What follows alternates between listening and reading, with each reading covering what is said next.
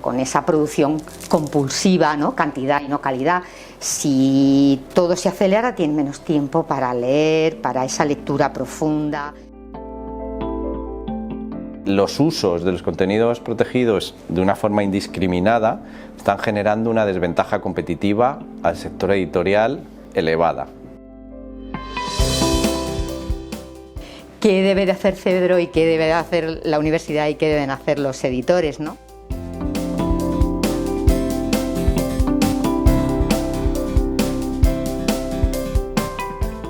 Buenos días, María Isabel. Buenos días, Jorge. Gracias por acercarte a Cedro, que es vuestra casa, para hablar de los temas importantísimos y cómo lo estáis trabajando, sobre todo en referencia, como no, a cómo está la comunidad universitaria protegiendo o qué políticas se está realizando para proteger los derechos de autor, y también sobre el tema de moda, que no es otro que la cuestión de la irrupción de los procesos de los programas, procesos, soluciones de inteligencia artificial en el mundo educativo, en el mundo universitario y yo diría que casi en todos los ámbitos sociales hoy en día. Pues muchísimas gracias, Jorge, porque bueno, venimos colaborando muchos años ya con Cedro. Y justamente llevamos de un tiempo para acá pues con una tormenta perfecta, ¿no? En su momento este entorno digital que ha favorecido el acceso universal al conocimiento, con los libros electrónicos, también en el caso de la universidad con las plataformas docentes, ¿no? Porque las formas, los mecanismos de trabajo nos han cambiado también a los profesores. Bueno, yo siempre digo, veo los toros desde los dos lados, casi en este caso tres de la barrera, ¿no? Profesora, investigadora y encima soy editora, ¿no? Entonces me encuentro con tantos problemas día a día. Afortunadamente puedes disfrutar de todas las sensibilidades. Eso es, eso me hace poner el foco y realmente poder rastrear los problemas y la magnitud de los problemas, ¿no? Que son muchos, ¿no? Porque creo que estamos todavía en nuestro entorno.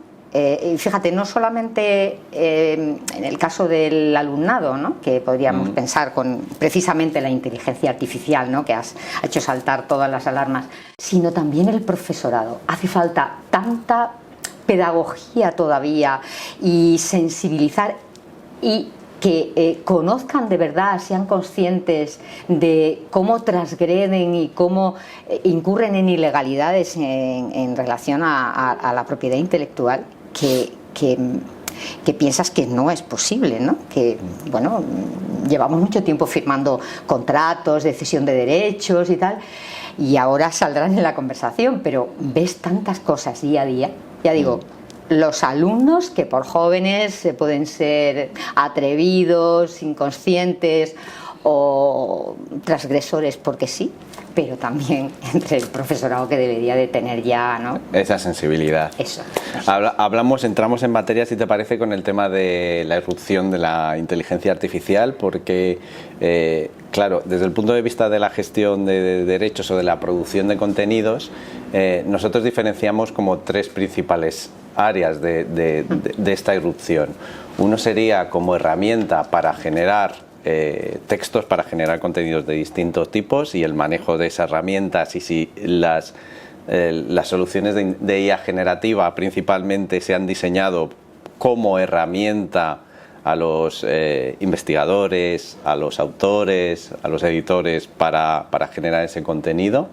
Hablamos también de qué pasa con la calificación legal del contenido generado, porque eso también está creando diversas líneas de actuación, incluso legales. Por ejemplo, en Estados Unidos la Copyright Office denegó el registro de una obra que había sido generada mayoritariamente con inteligencia artificial. Y otro factor que creo que tenemos que tener en cuenta con el tema de la inteligencia artificial son la transparencia en los datos que utilizan los motores de, bueno, en este caso de procesamiento del lenguaje natural para generar esos contenidos, ¿no? Aparte, luego, por supuesto, de la relación de la comunidad educativa en sus distintos perfiles, ¿no? con este tipo de herramientas. Creo que es un mundo apasionante y además que está en un estado que a nosotros y bueno, algunos de los miembros de la Junta de Cedro ya ha recordado que esto viene a ser como otra vuelta al cocido de aquella que ya tuvimos a principios del siglo XXI con el tema de la digitalización, ¿no? ¿Cómo lo ves? Bueno, siempre cuando hay un gran cambio tecnológico, ¿no? O sea, pues saltan las voces de alarma, se demoniza, y yo creo que estamos en ese punto en el que aunque esos programas, digamos que ya tenían ya un poquito de recorrido, pero ha sido quizá entre el año pasado, no sé cuánto en el colectivo, se está... ha salido, ¿no? Digamos, se habla entre pasillos en los profesionales, se están organizando sesiones de debate, incluso algunos manifiestos o pronunciamientos, ¿no? Sobre pues no sé, el uso y el control, ¿no? De la inteligencia artificial. De hecho, sin ir más lejos, estuvimos en un foro en Latinoamérica de una feria internacional de libro universitario y bueno, giró en torno, es decir, hubo muchas mesas abordando el asunto de la inteligencia artificial. Ahí por lo menos yo creo que hemos avanzado más que a principios del siglo XXI con la introducción de Internet. Es decir, sí, a mí me da la sensación de que ya tenemos un avance en el pensamiento crítico de por lo menos valorar cómo hay que utilizar estas herramientas, ¿no? Es que, como dices, son diferentes frentes, porque claro, desde el punto de vista ético se cuestiona la autoría, como tú has comentado. Vale, la inteligencia artificial, las máquinas tienen que trabajar con un contenido preexistente. A ver, ¿qué contenido, qué uso se hace? O sea, para alimentar no se puede coger indiscriminadamente porque se echa mano de los PDFs, ¿no? Pues si un PDF es de un libro, pues venga, yo lo introduzco. Pero bueno, tú puedes, porque digamos en la dinámica del día a día, yo por ejemplo, pues eso, entre compañeros, entre profesionales del sector de edición incluso, o también, bueno, el caso de los alumnos, que ya más flagrante, ¿no? También, bueno, sabemos que no pueden crear de la nada, pero ya sabemos que ya hay obras, ¿no? Ya hay obras, lo que tú planteabas, la autoría, quién es el autor, o sea, cómo se registra, de dónde, es decir, ese contenido, e incluso experiencias de algunos autores, ¿no? que han utilizado sus propios textos y que la máquina les ha arrojado un documento que perfectamente ellos podrían reconocer como propio, ¿no? O a veces no, porque tenemos experiencias en la casa de algún autor que ha hecho la pregunta sobre hazme un resumen de mi libro y ha salido totalmente horrorizado, ¿no? Eso es un poco lo que tiene el concepto, leí hace poco el concepto de redes semánticas, ¿no? Que es lo que utiliza los motores de IA generativa para relacionar un poco todas las palabras que integran. Una pregunta, tú como profesora, como docente, ¿cómo crees que puede cambiar todas estas herramientas de inteligencia artificial el trabajo que hacéis con los... El día a día? Sí. Bueno, entre profesorado estamos cambiando la forma de trabajar con los alumnos. Yo, bueno, sin ir más lejos, ¿no? Ahora que acaba de empezar el curso, no solo yo, porque lo he contrastado con compañeros que les ha pasado igual, ¿no? Y todo el mundo habla de la vuelta a lo oral, a la evaluación oral, porque todos tenemos miedo a encargar o a que en la programación de trabajos, ¿no? Para la evaluación continua, por ejemplo, utilicen y recurran directamente.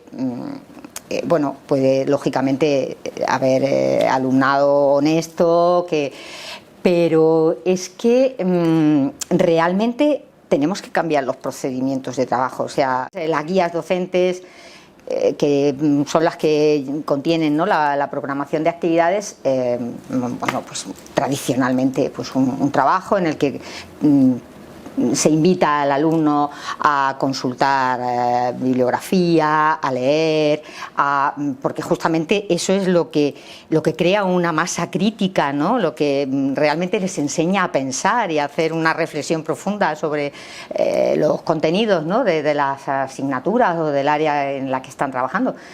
Entonces, ahora es muy tentador, o sea, y yo creo que ahora más, y eso que más que nunca tienen a su alcance una cantidad ingente de material, artículos de revistas que están en acceso abierto, libros electrónicos que pueden consultar desde casa, que no tienen que desplazarse a una biblioteca, o sea, que pueden de verdad y hacer búsquedas que las propias búsquedas les orientan, ¿no? Búsquedas temáticas que les facilitan mucho, ¿no? el acotar un tema.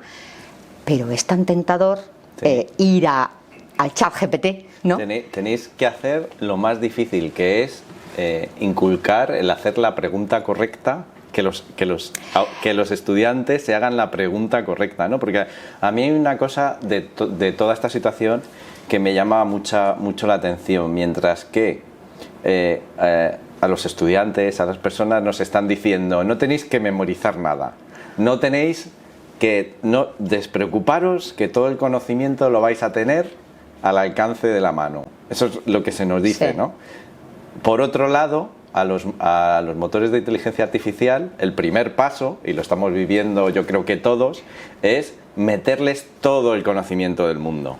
O sea, todas las bases de datos. Entonces, es un poco como una situación que llama la atención. Por un lado, no tenéis que tener conocimiento, o sea, no perdáis el tiempo en adquirir ese conocimiento, y por otro lado, y estamos primando y estamos intentando que todo el conocimiento del mundo, todo lo que está escrito, todo lo que está en todo tipo de obras, lo tenga la inteligencia artificial. ¿No es un mensaje un poco raro? A mí me preocupa mucho. O sea, por un lado dices, bueno, pues el que pueda ser una herramienta que ayude, ¿no? al tener esa enorme cantidad de conocimientos, claro, es como cualquier otro invento, ¿no? Se puede utilizar bien o está la perversión del invento, ¿no? En la historia de la humanidad ha pasado siempre, ¿no? La bomba atómica. Estábamos los dos pensando en lo mismo, ¿no? Entonces, pero por otro lado, también nos estamos haciendo eco de un tiempo para acá de los bajos índices de lectura, de las prisas, de cómo se han acelerado en el día a día, ¿no? Los mecanismos de trabajo para todo el mundo. En el caso de la academia es preocupante, ¿no? Porque por un lado está el alumno que viene con deficiencias de lectura desde muy abajo, porque con bastante inquietud yo también he comprobado, porque conozco y tengo en el entorno de enseñanza media, que no tenemos que ir solo a la universidad, que todo esto, o sea, estamos más abajo, que los chavales ya hasta en primaria seguro que ya utilizan el ChatGPT, de eso estoy convencidísima. Entonces esa mala práctica ya y con menos capacidad crítica para saber si la usan o no, ¿no? Entonces eso viene por un lado, pero luego el profesorado, los investigadores, precisamente los sistemas de evaluación a los que estamos sometidos desde un tiempo para acá, ¿no? Que ha cambiado pues la forma también de trabajar y de entender la investigación, porque se produce compulsivamente, es algo que también está sobre la mesa en el debate. De hecho, desde las altas instancias, ¿no? De la Agencia Nacional de Evaluación de la Calidad, la propia directora, sin ir más lejos, el día 2 sacaba una entrevista, salía una entrevista de ella en el diario.es, alertando, ¿no? Justamente con esa producción compulsiva, ¿no? Cantidad y no calidad. Si todo se acelera, tienes menos tiempo para leer, para esa lectura profunda, exactamente. Entonces tu cerebro se amuebla de forma distinta. Y si estamos hablando de la educación en las primeras fases, ¿no? Mensajes cortos, esa lectura pausada, sosegada, ese relato largo, ese coger un libro, es decir, es que peligra el libro. Subrayarle, efectivamente, peligra el formato libro y esa lectura dice, pues de largo recorrido. Y entonces la reflexión, la capacidad de redactar luego correctamente, de saber, como dices, formularle la pregunta al ChatGPT. Es que no van a saber construir gramaticalmente o el sentido. Si ya como difícilmente a veces, ¿no? Decir, fallan en matemáticas porque no saben leer el problema, sí. No entienden el problema, pues tampoco van a saber preguntarle a ChatGPT. Es que es lo más complicado la ciencia, vamos, yo por lo que he podido leer se ha desarrollado en épocas muy colaborativas y en épocas que han requerido su proceso de maduración de la idea. Y muchas veces se ha recuperado una idea que ha permanecido oculta o con poca visibilidad durante muchos años. Ejemplo, el premio Nobel de este año, ¿no? Debido al desarrollo de la tecnología de la vacuna de Eso es, por claro. Ejemplo. Es que necesitan tiempos, ¿no? La investigación original, su principal enemigo es la prisa, ¿no? Es decir, yo creo en todas las áreas. Yo soy historiadora del arte. Bueno, en el ámbito de la historia, titulada en geografía, historia.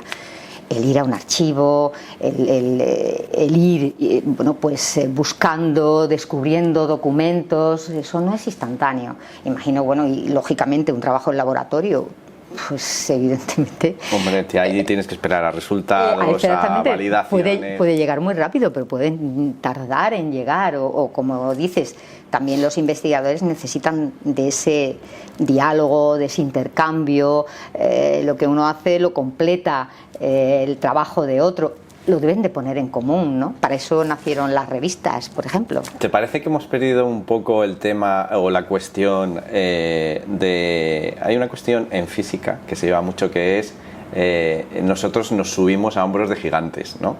Que es el reconocer el conocimiento que se ha venido acumulando a lo largo de mucho tiempo, ¿no? ¿Te parece que falta un poco y que la cuestión de la inteligencia artificial lo va a facilitar que nos subamos? Porque la inteligencia artificial al final no es solo un tema de investigadores, va a ser un tema de la sociedad en su conjunto. Ya estamos viendo los primeros, ya hay estudios, investigaciones que señalan las deficiencias que tú has comentado por el uso indiscriminado de tecnología en las aulas, en cuanto a capacidad de concentración, en cuanto...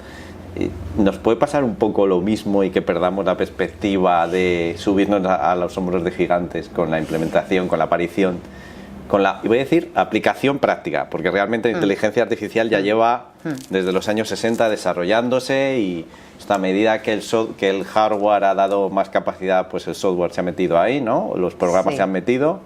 ¿Cómo ves esta cuestión? A ver, la investigación, es decir, es una larga cadena, ¿no? Una larga cadena de aportaciones. Yo me gusta también porque lo utilizo en clase con mis alumnos, ¿no? Cuando aterrizo en un siglo especialmente en el que se produce una gran explosión de conocimiento en el mundo, que es el siglo XVIII, la Ilustración, ¿no? Y claro, partimos de ahí, y lo primero que les hago pensar es que justamente lo que vamos a ver en el temario, todo es una larga escalinata en la que está construida de pequeñas aportaciones, de las aportaciones de todos, ¿no? Es decir, una sobre otra. Si alguien no hace algo, la generación siguiente o el movimiento siguiente no puede dar el paso siguiente, ¿no? El paso que falta. Y creo que en esa producción o en esa investigación en la que prima la cantidad, en la que prima la prisa, porque bueno, las generaciones de investigadores más jóvenes, es que para consolidar su puesto de trabajo realmente se les está exigiendo un trabajo titánico y tan rápido que es más fácil obviar lo anterior e incluso, es decir, el no subirse al gigante, porque como hay que ir rápido, hay que publicar y cuanto antes, y pues se incurre en algo más superficial, incluso la tentación del plagio y el autoplagio, porque la inteligencia artificial es un peligro, bueno, es un peligro. A día de hoy puede serlo. A día de hoy es un loro inteligente, ¿no? Es un algo logro, así. o sea, tenemos, pero es que el plagio, como tú dices, ya estaba ahí, Sí. con todo el universo digital, y de hecho, bueno, pues los programas antiplagio, e incluso en el mundo editorial, pues más que nunca las denuncias, o sea, es que eso está muy a la orden del día, Sí. el que alguien quiera denunciar la edición de un libro porque hay plagio. Sí. Y entonces dices, uff. O los propios autores, el corta-pega, dice, el autoplagio es más rápido para rápidamente armar un paper. Y ponerlo a funcionar. Y lógicamente, pues que no es algo tan generalizable, lógicamente, porque hay buenas prácticas y malas prácticas, ¿no? Aquí estamos quizá poniendo el foco en las malas prácticas de cara a reconducirlas y a saber qué debe de hacer Cedro y qué debe de hacer la universidad y qué deben hacer los editores, ¿no? Porque no parezca que es que todo es malo, ¿no? Lo que estamos comentando, ¿no? Y No. que todos los investigadores, eso que quede, yo creo que lo tenemos Sí, clarísimo, está ¿no? claro. Pero sí, creo que las fórmulas, la manera de trabajar hoy día puede llevar justamente a la tentación de no subirse A hombros del gigante. Retomando cuestión del análisis de todas las amenazas más allá de la IA, que yo creo que es un tema que es interminable, Sí. Nosotros vemos por nuestra experiencia que se ha mutado un poco, ¿no? Los usos de contenidos que se hacen en los ámbitos universitarios. Y tenemos especial preocupación a día de hoy por todo el segundo mundo digital que se está formando a raíz de las plataformas universitarias, ¿no? Todos los usos que se hacen ahí. Sí. Podríamos hablar de... A nosotros nos preocupa mucho dos cuestiones. Una que son los servicios de impresión que llamamos digitales, Sí. porque los alumnos y alguna vez los profesores y alguna vez pues, la comunidad universitaria está descapitalizando el conocimiento que está en las propias intranet para pasarlo a este mundo que además tiene un ánimo de lucro. Son cuando los alumnos mandan a imprimir a distintas empresas y Sí. estas empresas son como Amazon y se las mandan a sus casas. Y esta actividad además no se podría desarrollar sin otra actividad, no voy a decir parasitaria, pero sí adyacente, que es los propios sistemas de plataformas que están creciendo a la sombra de los contenidos que se ponen en los campos legales, universitarios, ¿no? Bien sean libros o bien sean apuntes, Sí. sobre todo, ¿no? Sí, pues fíjate que todo eso que estábamos comentando, ¿no? de este entorno digital que hace tiempo que ya entró, ¿no? Y para nosotros otro ámbito, para los editores, importante que va a crecer, ¿no? Porque las políticas es decir, en investigación, tanto en Europa como en España, pues van abocando y se van posicionando de una forma contundente hacia eso, que es el acceso abierto, ¿no? El volumen de materiales en acceso abierto va a crecer y va a seguir creciendo, creo yo, exponencialmente, con lo cual también ahí hay una indefinición. Yo creo que el colectivo ni sabe lo que son las licencias Creative Commons, ni se las lee, ni sabe los usos o no usos, y creen que todo ese material pues está libre para cualquier uso, ¿no? Y para cualquier empleo. Pero por otro lado están, dice, esas plataformas donde muchas veces no sabe uno muy bien si por desconocimiento o por no querer pensar, ¿no? en clave de legalidad y ilegalidad, por comodidad, pues quizá los propios docentes suben más material del que debieran o contenidos, y el propio alumnado no es consciente, ¿no? De que, porque incluso en el aula te lo piden, ¿no? Tú a lo mejor encargas o dices, bueno, que hay una lectura obligatoria, pues suba el PDF a la plataforma. Pero ¿cómo? ¿Sabéis lo que me estáis diciendo, no? Tienes que explicarles, ¿no? Pero junto a eso, ¿no? También está el material que se sube o que el propio investigador también sube, digamos, unos por desconocimiento posiblemente, porque puede haberlo, ¿no? De justamente cuáles son los derechos que están violando, ¿no? O por interés, ¿no? Porque esta carrera académica evaluada pues también depende del impacto que esa producción científica genere, ¿no? Entonces, que sea citar. Un pescado que se muerde la cola, total, ¿no? Es un poco... Claro, porque entonces hay otro tipo de plataformas a las que a los editores nos piden, o ni tan siquiera nos piden, ¿no? A veces, yo la anécdota de un colega que me pidió pues el PDF de un trabajo que acababa de salir para subirlo a una plataforma donde aparece todo su currículum para ser citado cuanto antes, ¿no? Online. Y decía, pero bueno, esto hay un contrato, se ha cedido unos derechos por un tiempo, esto no puede ser, ¿eh? Tú sabes que esto es ilegal, o sea, está eso. Y luego están también esas otras plataformas, tenemos aquí el universo plataformas, esas otras plataformas que también están incurriendo y están generando un problema muy grande, que son absolutamente lucrativas para el alumnado. Y para empresas, ¿no? Porque ya ha crecido exponencialmente la publicidad que se canaliza a través de ellas, ¿no? Es decir, los apuntes, y me decían que ya no solo los apuntes, sino que un PDF de un libro los hacen pasar, lo transforman, anonimizan y lo hacen pasar por apunte, de eso, ¿no? te podemos dar fe nosotros. Pues eso es lo que quiero vosotros también, decir, bueno, a nosotros como editores, como autores que lógicamente tienen unos derechos en cuanto a trabajo, y como profesores que también pues la información que tú das en clase, tu clase te pertenece a ti, ¿no? Es decir, porque además es que sabemos que muchos de estos alumnos que suben materiales se están lucrando a base de bien, o sea, que decían por ahí cifras que hasta 1.000 euros mensuales, o sea, si subes por encima de X descargas, digo, más que el autor.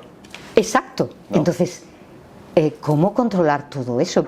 Hombre, entiendo que desde luego hace falta mucha pedagogía, mucha información y mucho sensibilizar a todos los colectivos.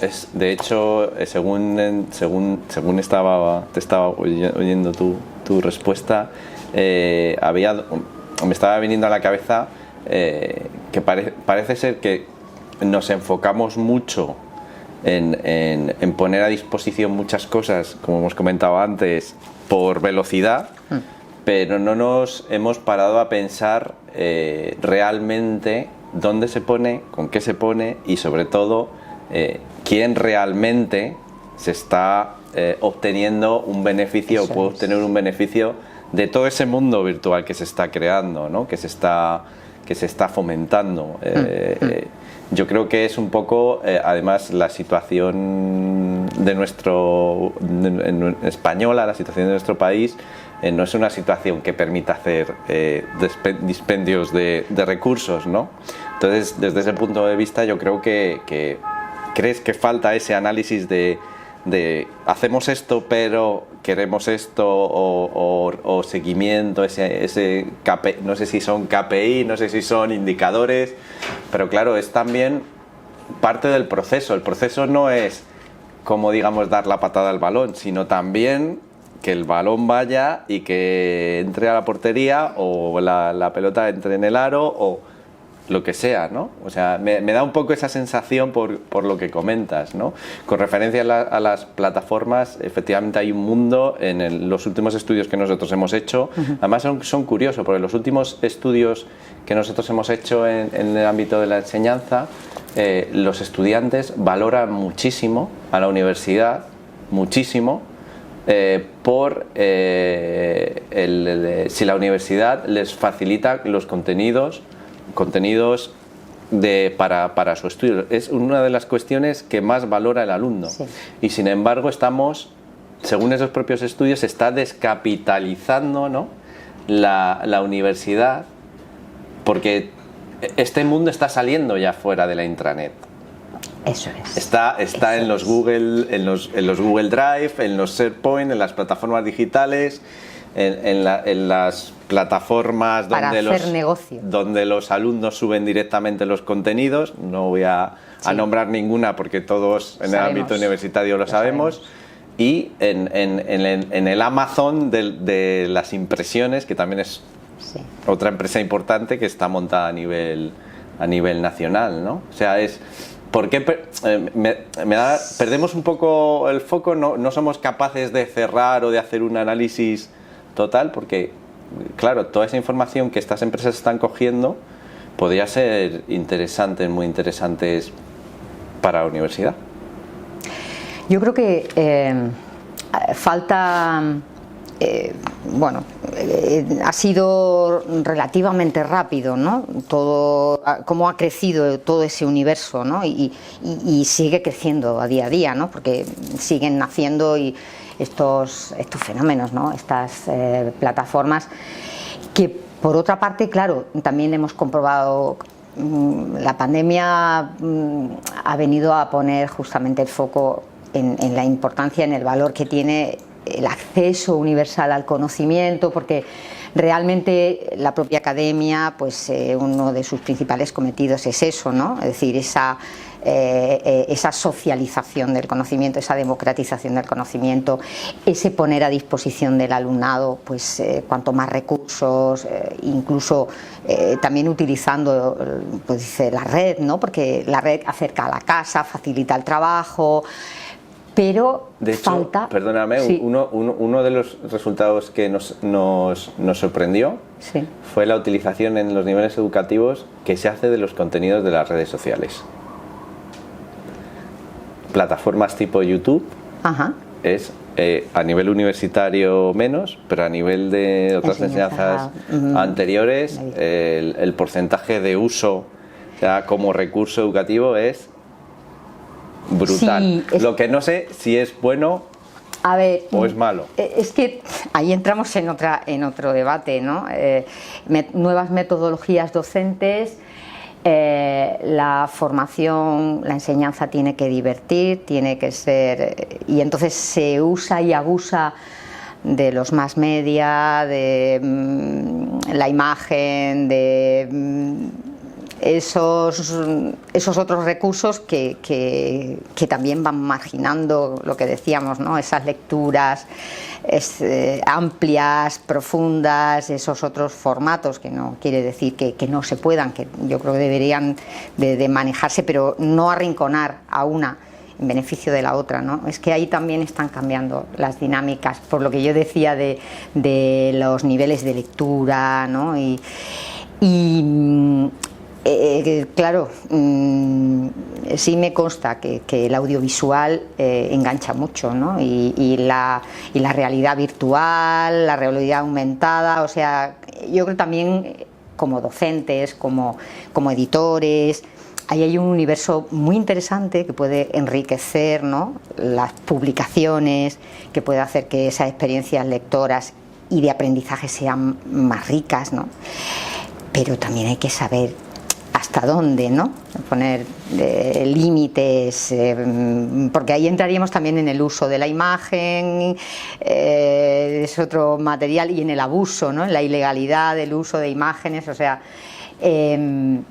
pero yo, volviendo al tema de las plataformas y de la circulación indiscriminada, ¿no? de todos esos materiales cada vez más ricos, ¿no? Creo que hace falta todavía, o quizá todo ha pasado tan deprisa, ¿no?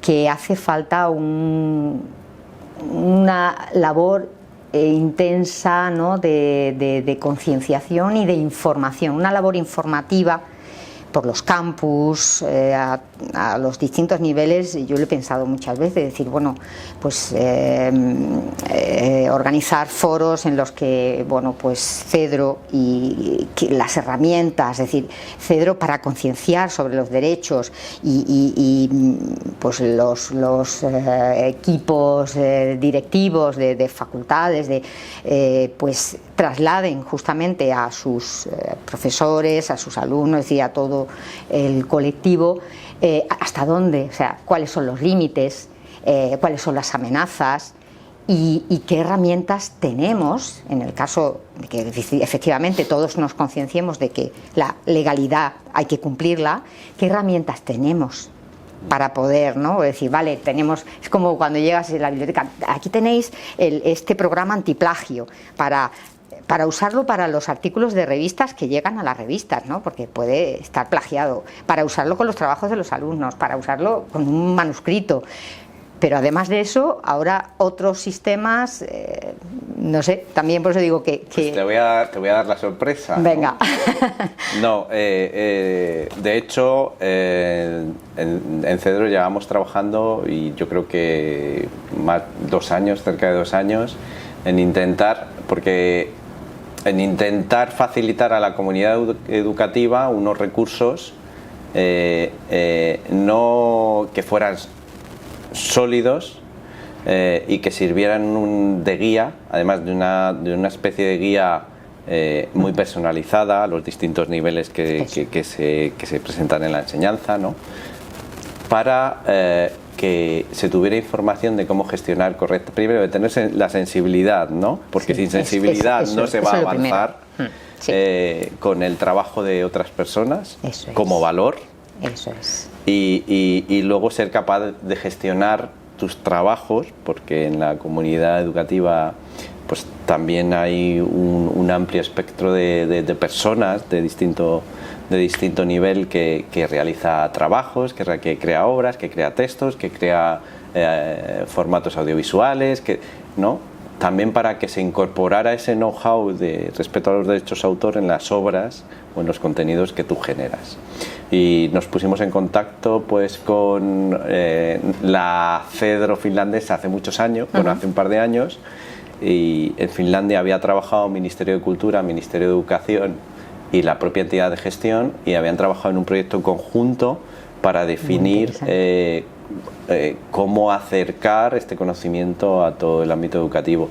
Y bueno, sacamos desde el equipo de comunicación, marketing y relaciones institucionales una plataforma que se llama Escuela de Derechos de Autor, que está a disposición desde ya de la comunidad universitaria, o sea que estaríamos encantados de progresar con todas las universidades en la implementación y en el uso de esta herramienta, que además es una herramienta muy práctica, que además viene validada ya por otra experiencia en otros países, que tiene distintos niveles, desde primaria hasta universidad, que además está en todas las lenguas oficiales del Estado, y que creemos que puede ser un paso en la dirección de educar en valores, ¿no? Que es la única forma que pensamos, y sobre todo en esta casa, en Cedro, desde hace muchos años, de trabajar de la forma sostenible, ¿no? Como la cultura requiere, ¿no? Trabajar de una forma sostenible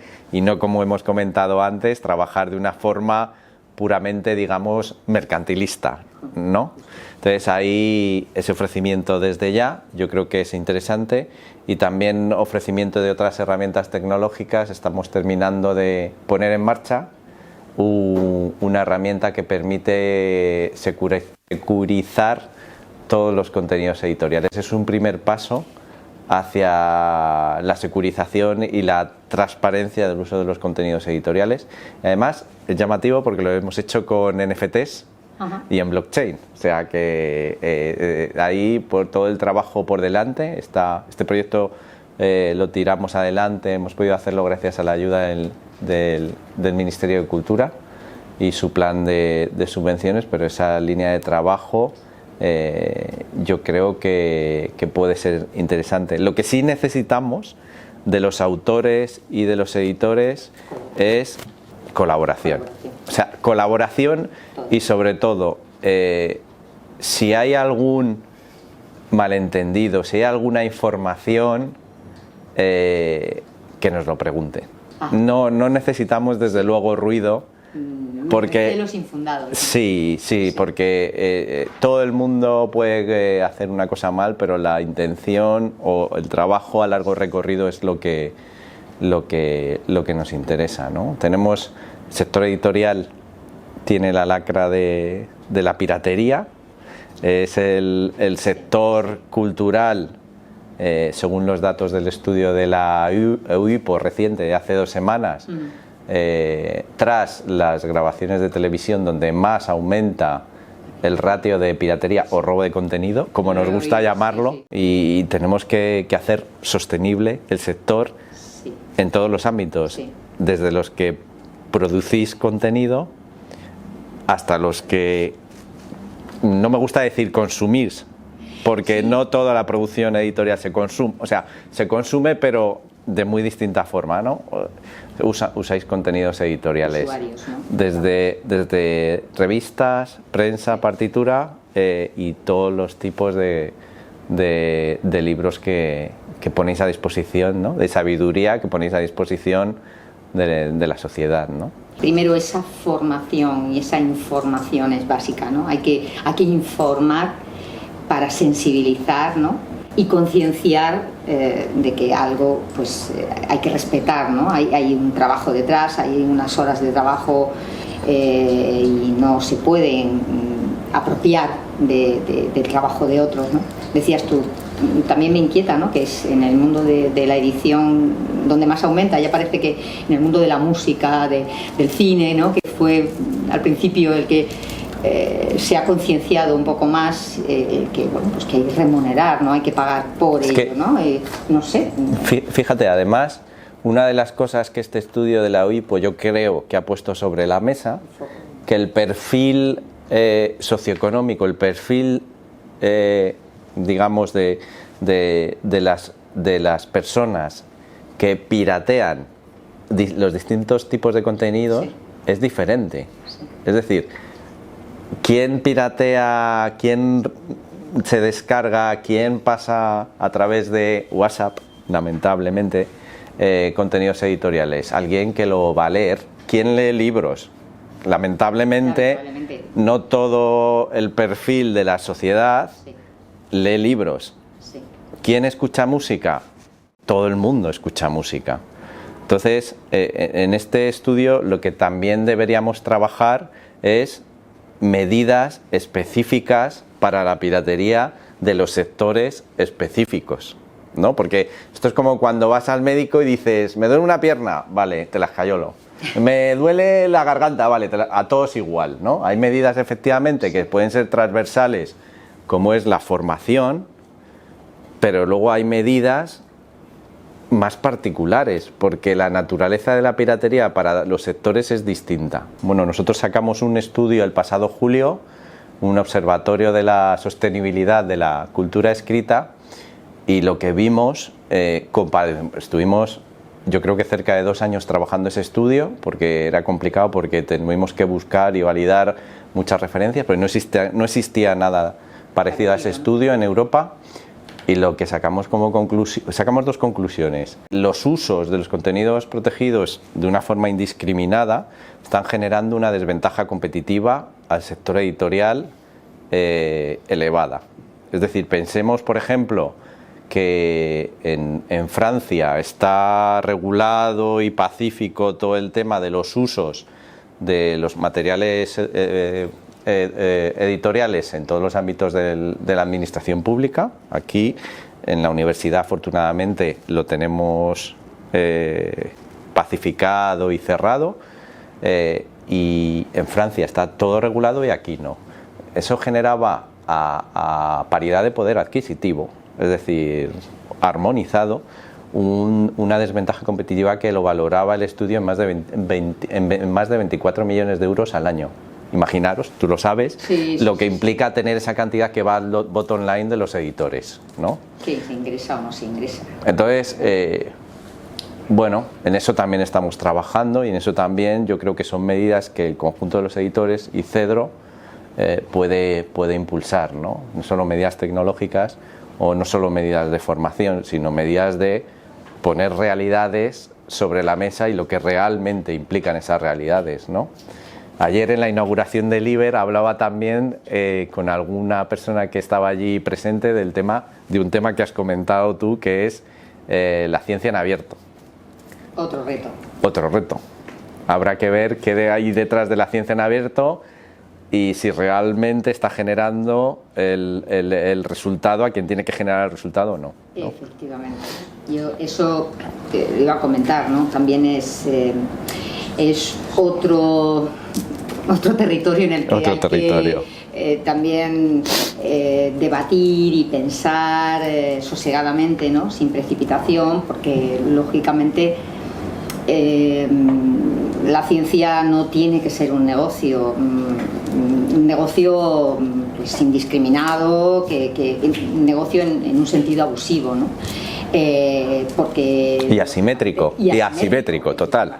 Y saber y tener controlados los usos y protegidos los derechos de propiedad, ¿no? Es que nos preocupa también, ¿no? Es decir, la protección de los derechos en ese universo que será el acceso abierto creciente, ¿no? Sí, yo creo que hay una realidad, y es que esta masificación de contenidos en todos los ámbitos, si no se protegen las líneas principales, es decir, si no se protegen los derechos de autor convenientemente, si no se protege los intereses en cuanto a investigación de una forma constructiva, ¿no? De una forma entendida, de una forma ética.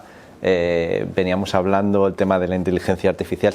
Si no se definimos las bases, las ideas principales sobre las cuales queremos construir un poco el edificio de todo lo que viene, porque al final la IA no deja de ser una tecnología, como has comentado, y cambios tecnológicos ya llevamos unos cuantos, de la humanidad, y tendremos unos cuantos en los próximos 10 años, porque esto cada vez va más rápido, ¿no? Al final no vamos a ser capaces de gestionar la situación. Y yo creo que lo que estamos haciendo y estamos permitiendo, o se está permitiendo, es extraer valor añadido de unos diversos colectivos y darle ese valor añadido en forma de negocio, como hemos comentado, a otros colectivos. Entonces yo creo que ha llegado el momento, hay un poco más de sensibilidad que en el último cambio tecnológico, y yo creo que se deberían hacer las cosas bien hechas. De una forma firme. Sí. Y colaborativa. Sí. Yo creo que ahí sí tenemos Cedro y los editores mucho en lo que trabajar juntos, y la academia. Pero somos los tres, ¿no? Las tres patas de la mesa, para primero esas estrategias para concienciar e informar, que creo que esos programas que tenéis. Bueno, eso estamos esperando. Vamos a poner un call center para ya recibir las llamadas de petición. Contribuir efectivamente a extender esos programas de concienciación a diferentes niveles educativos y entre colectivos, investigadores, docentes, y alumnado, y por supuesto las otras herramientas que has comentado, ¿no? Para securizar la producción de los editores, para rastrear, para ver qué malas prácticas y bueno, conocer, ¿no? Esas experiencias de plagio, o también esa detección, ¿no? Que ya me decías, había programas, ¿no? Para qué se hace con IA, con inteligencia artificial en sentido fraudulento, ¿no? Y que son amenazas. Yo creo que tenemos mucho en lo que trabajar juntos, ¿no? Para detectar esas ilegalidades y para evitarlas en el futuro. O sea que nos ponemos a ello. Nos ponemos las pilas. Pues María Isabel, muchas gracias por acercarte a Cedro a comentar estos interesantísimos temas que nos permitirán, esperamos desde Cedro, poder colaborar más con los editores y con la academia. Estoy seguro, Jorge, muchísimas gracias, ha sido un placer y interesantísimo poner sobre la mesa todo esto que nos preocupa, y por supuesto seguiremos conversando, porque esto no se acaba y tenemos acaba de empezar. Sí. Gracias.